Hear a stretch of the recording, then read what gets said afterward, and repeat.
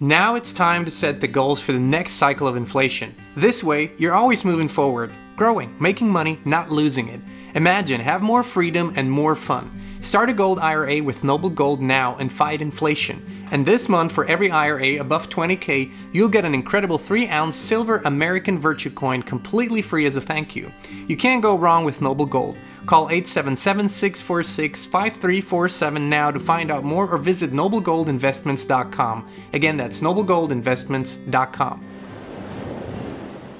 You've said it before, there's an acceleration, an extreme acceleration, and at times it feels like it's almost overwhelming. Now, would you say that this acceleration is going to continue for a while? There's this timetable 2030 that keeps popping up everywhere in all communities. Of course, there's the Agenda 2030 and World Economic Forum. We know that.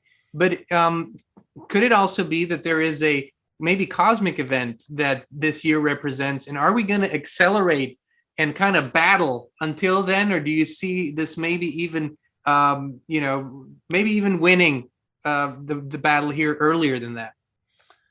Yes, it's quite possible that this is all over before 2030 in the sense that evil is dismantled and human civilization is resurrected in essence into a new golden age. But I have to be clear, I think before we get to that, there's going to be even more suffering, even more destruction, dismantling, death, economic collapse, all these things, a lot of despair and a lot of fear, especially among those who had never thought that any of this could happen.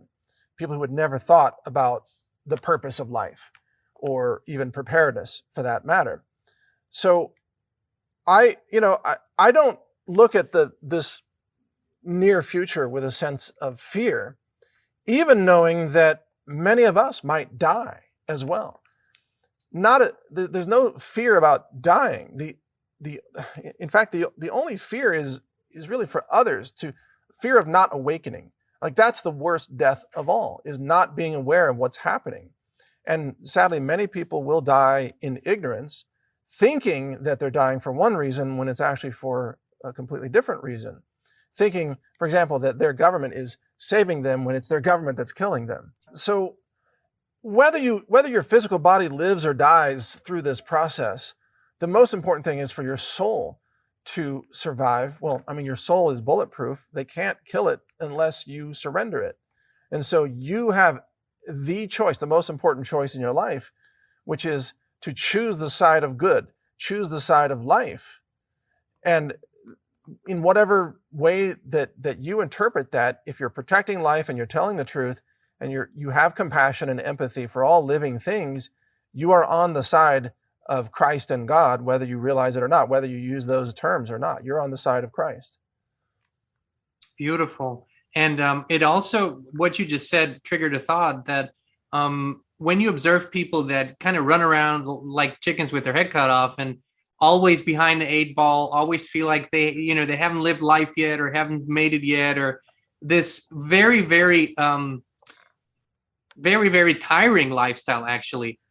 I feel when you begin asking yourself and accepting that you have purpose and that, there's a purpose to live, all fear goes away kind of naturally, because, you go to sleep at night and you feel completed. There's much more to do, but at the same time, if this were to be the last time you fall asleep in this lifetime, you'd be content and absolutely at peace because you've been living your purpose. There's not more you can do in life, right? Yeah, exactly. You really nailed it. It's about purpose. And so many people are still working on discovering what that purpose is. And then some are just completely distracted in the materialist world, or how many likes do I have on Facebook and things like that.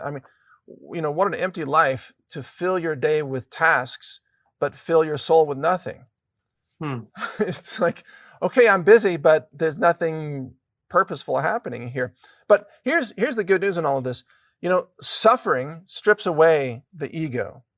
So there are a lot of people who are really focused on, maybe their celebrity status or how popular they are or how many material things they can accumulate and so on. Not even preparedness things, because I've accumulated a lot of preparedness things.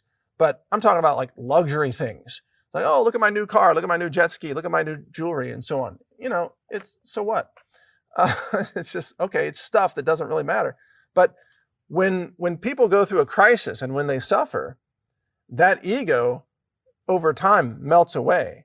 So there's a humility that comes out of that. And then through humility, people will often discover spirituality.